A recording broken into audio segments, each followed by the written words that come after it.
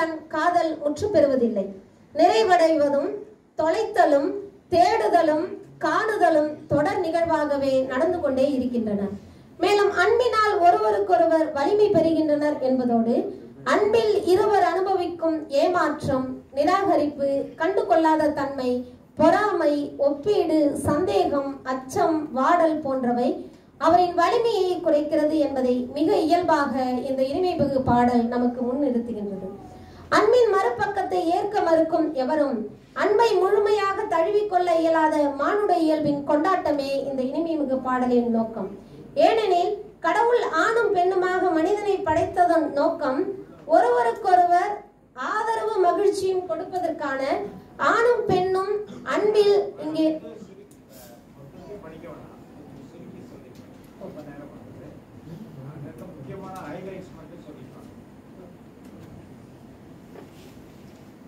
ஆணும் பெண்ணும் இங்கே சமதளத்தில் நிற்க வேண்டும் நிற்கின்ற அந்த பகுதியை இந்த இனிமைமிகு பாடல் இன்று நமக்கு ஒரு முன் உதாரணமாக காட்டுகிறது. இந்த இனிமைமிகு பாடலிலே இருக்கின்ற ஒரு சில பகுதிகளை நாம் பார்க்கும் பொழுது ஆண் கொடுக்க பெண் பெற அப்படி என்கின்ற நிலை இல்லாமல் இருவரும் பெற்றுக்கொள்கிறார்கள், இருவரும் கொடுக்கின்றார்கள் என்கின்ற அந்த ஒரு சூழல் இந்த இனிமைமிகு பாடல் பகுதியிலே இருக்கின்றது. நமது எண்ணத்தில் காதலையும் காமத்தையும் நாம் நோக்குவோம் என்றால் அது ஒரு தவறான புரிதலாகவே நாம் இன்று சிந்தித்துக் கொண்டிருக்கின்றோம். ஏன்னா ஒருவேளை காமத்திலிருந்து பிறந்தவை எல்லாம் புனிதமானவை என்றால் காமம் மட்டும் எப்படி ஒரு புனிதம் இல்லாமல் இருக்கக்கூடும் என்கின்ற கேள்வியோடு நாம் பார்க்கும் பொழுது இந்த காமம் தான் இந்த உலகத்தில் நம்மை அனைவரையும் அளித்தது. எனவே பகிர்தலை நமக்கு கற்றுக் கொடுப்பதும் இந்த காமமே என்கின்ற ஒரு நல்ல ஒரு தெளிவான சிந்தனையை இந்த இனிமைமிகு பாடல் நமக்கு கொடுக்கிறது. இந்த இருபால் மானுட உறவை குறித்து, அதாவது ஆண் பெண் இந்த இருபால் மானுட உறவை குறித்து இந்த இரண்டு இலக்கிய நூல்களும் எந்த அளவுக்கு முதலிடம் தந்து பேசுகிறது என்று பார்க்கும் பொழுது, அதாவது காதலின் வெளிப்பாடாக காமம் இருப்பதை இந்த இருபால் மானுட உறவும் அந்த இலக்கியங்கள் சொல்கின்ற ஒரு முதன்மையான கருத்து. அதை அன்பு என்கின்ற விதத்திலே பல்வேறு விதமான பரிணாமங்களிலே நமக்கு கொடுக்கின்றார்கள். ஒருவேளை நம்முடைய புற தோற்றத்திற்கும் அகத்தோற்றத்திற்கும் வேறுபாடுகள் இருக்கும் என்றால் அந்த அன்பின் தன்மையை நாம் புரிந்து கொள்வதற்கும் உணர்ந்து கொள்வதற்குமான சூழலும் இடமும் தான் அந்த இடத்திலே நாம் பார்க்க வேண்டும். அன்புதான் எல்லா உறவுக்கும் அடித்தளம் என்று இந்த இரண்டு இலக்கிய நூல்களும் நமக்கு கொடுக்கின்றன. இந்த அன்பின் மிகுதியால், இயற்கையின் உந்துதலால், அன்பின் வழி தோன்றலால் ஏற்பட வேண்டிய இந்த காம உணர்வுகளை நாம் எவ்வாறு கற்றுக்கொள்ள வேண்டிய கட்டாயத்தில் இருக்கிறோம் என்பதுதான் இன்றைய நாளில் நாம் வருத்தத்துக்குரிய செயல். ஏனென்றால் இந்த உண்மையான அன்பு காமத்தையும் கடந்து நிற்கும். காதலும் அன்பும் நிறைந்த மனம் வாழ்வை ஒரு அழகான அனுபவமாகவே பார்க்கும். அன்பு நிறைந்திருக்கின்ற உள்ளம் தன் இணையரை தனி மனிதராக மதிக்கும். அப்படிப்பட்ட உள்ளம் தான் காமம் காதலின் சக்தியின் ஒரு வெளிப்பாடாக திகழும். ஒருவேளை அன்பின் அக்கறையில் ஒருவர் கொண்ட மரியாதையில் திளைக்கும் ஒருவர் கலவி கொள்ளும் பொழுது மட்டும்தான் அது ஒரு அருமையான அனுபவமாக மாறும்.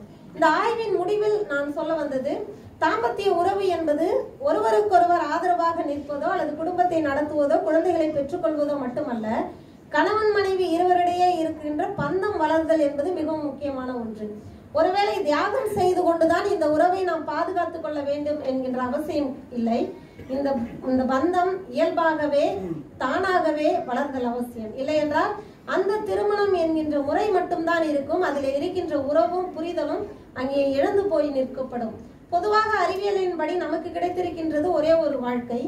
இப்பிறப்பிலேயே இந்த வாழ்க்கையை நாம் முழுமையாக வாழ அழைக்கப்படுகின்றோம். ஏனென்றால் காதல், திருமணம், அதனை சார்ந்த பாலியல் உணர்வு என்பது எதிர்மறையான ஒரு சிந்தனையை களைந்து எபிரேய இலக்கியமும் தமிழ் சங்க இலக்கியமும் முன்னிறுத்தும் காமம் என்பதை அதிகமான அன்பின் வெளிப்பாடு என்பதை புரிந்து கொள்ள இன்றைய நேரம் நமக்கு கொடுக்கப்பட்டிருக்கின்றது. ஏனென்றால் இருக்கின்ற இந்த ஒரு சின்ன அழகான வாழ்க்கையை நாம் ஒருவருக்கொருவர் புரிந்து கொள்ள அதை ஒரு ஆன்மீகம் அல்லது ஒரு தீய எண்ணத்தோடு அதை கடந்து போகாமல் ஒருவருக்கொருவர் மகிழ்வாக நம்மை சுற்றிலும் ஒரு மகிழ்வான சூழலை உருவாக்க முயற்சி செய்து இரண்டு எபிரேய கவிதைகளும் சொல்கின்ற எபிரேய கவிதைகளுமாக இருந்தாலும் சரி, தமிழ் சங்க இலக்கிய கவிதையாக இருந்தாலும் சரி, இரண்டும் முன்னிறுத்துகின்ற இந்த அன்பும் அதனை சார்ந்த காதலும் திருமணமும் அதனை சார்ந்த மேன்மமும் அழகான பகிர்தலையும் விட்டு கொடுத்தலையும் நமக்கு கொடுக்கின்றது. இந்த புரிந்து கொள்ளுதலோடு இந்த பகுதியை நாம் படிக்கும் பொழுது இன்னும் அழகாக இந்த இனிமைமிகு பாடல் நமக்கு புரிந்து கொள்ளும் என்பதுதான் இந்த ஆய்வின்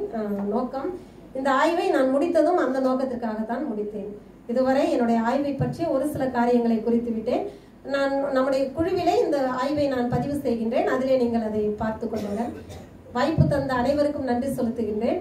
குறிப்பாக என்னுடைய ஆய்வை நெறியாளுகை செய்த என்னுடைய கல்லூரி நெறியாளுகர் டென்சன் ஹெக்டர் ஐயா அவர்களுக்கும், என்னுடைய இந்த ஆய்வுக்களம் தந்த என்னுடைய தமிழ்நாடு இறையியல் கல்லூரிக்கும், மற்றும் என்னுடைய துறை தலைவர் என்னுடைய கல்லூரி முதல்வர் மார்கரெட் கலைச்செல்வி அக்கா அவர்களுக்கும், என்னுடைய அனைத்து ஆசிரியர்களுக்கும், குறிப்பாக எனக்கு ஒரு அழகான மகள் இருக்கின்றால் அவளுக்கும், என்னோடு இந்த ஆய்வில் பயணித்த அன்பு கணவருக்கும், இன்றைய நாளிலும் இந்த ஆய்வை இங்கு எடுத்து வந்து உங்களிடத்திலே அதை பகிர்ந்து கொள்வதற்கு வாய்ப்பு தந்த அல்ரோய் சகோதரர் அவர்களுக்கும் என் நன்றியை தெரிவித்துக் கொள்கிறேன். இதை அனைத்தையும் கேட்ட இந்த நண்பர்கள் அனைவருக்கும் நன்றியை தெரிவித்துக் கொள்கிறேன். நன்றி.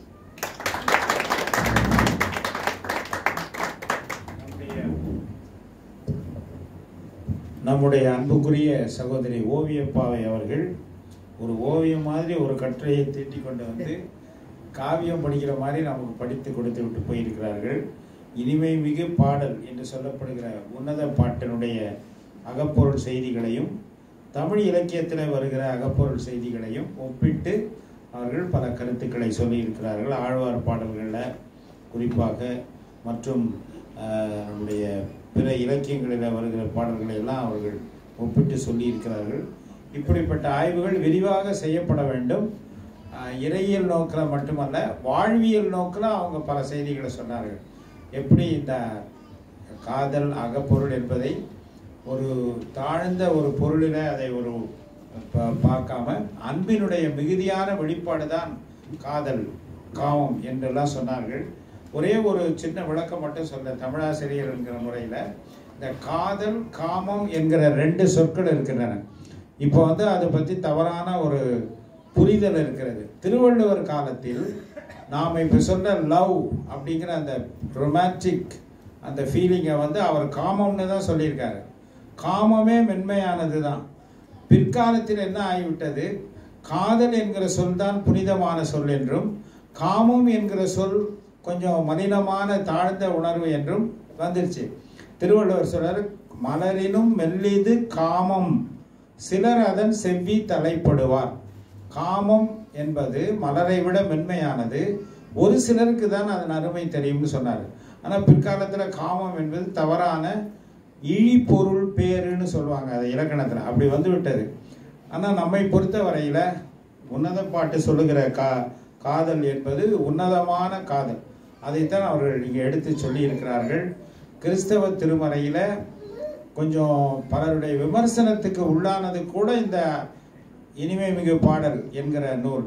அதுலேயும் காதல் கவிதை இருக்குது. ஆனால் அதில் புனிதமான காதலை எப்படி அந்த ஆழ்வார் பாடல்களில் ஆண்டாள் சூடி கொடுத்த சுடற்கொடின்னு சொல்லுவாங்க. தன்னுடைய மாலையை அந்த திருமாலுக்கு தான் அவள் சூடுவாள் என்ற அந்த அந்த இறைக்காதல், நாயகன் நாயகி பாவம், பிரைடல் மிஸ்டிசிசம் எல்லாத்தையுமே அதில் கொண்டு வந்தாங்க. ஆக இந்த ஒப்பான ஒரு சிந்தனைகளை ஒப்பியல் நோக்கில் ஆய்வு செய்வதற்கு ஓவியப்பாவை அவர்களைப் போல இன்னும் பலர் முற்பட வேண்டும். இன்னும் பல புதிய செய்திகளை அகழ்ந்து எடுத்து சொல்ல வேண்டும் என்பதுதான் நம்முடைய தேவை. இந்த பொருளை பற்றி ஏற்கனவே நம்முடைய டாக்டர் மார்க் ஆல்ட்ராய் அவர்கள் ஒரு புத்தகம் எழுதியிருக்கிறார்கள். அவர் அதை ஆய்வு கட்டுரை அவர் படிப்பதையும் நான் மலேசியாவிலே அந்த மன்றத்தில் கேட்டிருக்கிறேன், என்னோடு விவாதித்திருக்கிறார்கள். ஆகவே இந்த கட்டுரையை பற்றி ஒரு கமெண்ட், எக்ஸ்பர்ட் கமெண்ட் சொல்லணும்னா அதற்கு பொருத்தமானவர் டாக்டர் மார்க் ஆல்ட்ராய் அவர்கள். ஆகவே சில நிமிடங்கள் இந்த கட்டுரை பற்றியும் இந்த பொருள் பற்றியும் தன்னுடைய சிந்தனைகளை சுருக்கமாக பகிர்ந்து கொள்ளும்படி அவரை அழைக்கிறேன். நன்றி ப்ரொஃபசர். ப்ரொஃபசர் பேராசிரியர் மைக்கேல் ஃபாரடே இருக்கிற இடத்திலே நானும் பேசுவது கொள்ளத்திரவிலே ஊசி விற்பதை போலத்தான். இருந்தாலும் இது மிகவும் சுவையான ஒரு விஷயம். நீங்கள் பார்த்தால் திருமதி ஓவியப்பாவை அவர்கள் அருமையான ஒரு ஒப்பீட்டை செய்திருந்தார். உன்னத பாடும் தமிழ் அகப்பொருள் இலக்கியம் என்று. அவர் முதலிலே சொன்ன விஷயம், இது ஒரு அகப்பொருள் இலக்கியமாக வகுக்கிறார். நானும் அதை செய்திருந்தேன். அதாவது உன்னத பாட்டு அகம், அதாவது காதல், வீடு சம்பந்தமான விஷயங்களை பேசுகின்ற தமிழ் இலக்கியத்தோடு ஒப்பிடலாம். புறம் என்பது என்னுடைய ஒப்பீட்டிலே பிரசங்கி, எக்லீசியாஸ்டஸ் போன்ற விஷயங்களை நான் புறமாக வகுத்திருந்தேன். ஆகவே இது அக இலக்கியம், இது புற இலக்கியம். அப்ப அக இலக்கியத்திலே இருக்கின்ற ஒரு அம்சம் தான் பெண்களுடைய சப்தம் கூடமாக இருக்குமா. அகப்பொருள் அகநானூறில் இருக்கின்ற கவிதைகளில் பார்த்தால் பெண்களுடைய சப்தம் தான் கூடமா இருக்கும் இல்லையா.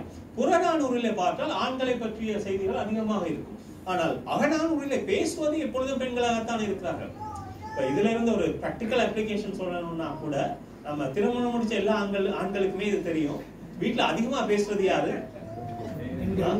எல்லாரும் பயப்படுறீங்க, பெண்கள் தான். அது விஞ்ஞான ரீதியா நிரூபிக்கப்பட்டதும் கூட. ஏனென்றால் ஒரு பெண்ணால் ஒரு நாளைக்கு, ஒரு ஆணால் ஒரு நாளைக்கு 7000 சொற்கள் தான் பேச முடியுமா. ஒரு பெண்ணால எத்தனை சொல் பேச முடியும் சொல்லுங்க? 20,000 சொல், கிட்டத்தட்ட 3 மடங்கு. அப்ப ஒரு ஆண் ஒரு மனைவியிடம் கிட்டத்தட்ட அந்த 20,000 சொல்லும் யார்கிட்ட போய் சேரும்? களைத்து வேலை விட்டு வந்து களைத்து வருகின்ற கணவனிடம் தான் அந்த 20,000 சொல்லும் போய் சேரும். சரியா? அப்படியே ஒரு 3 பெண் இருந்தா என்ன நடக்கும்னு யோசிச்சு பாருங்க.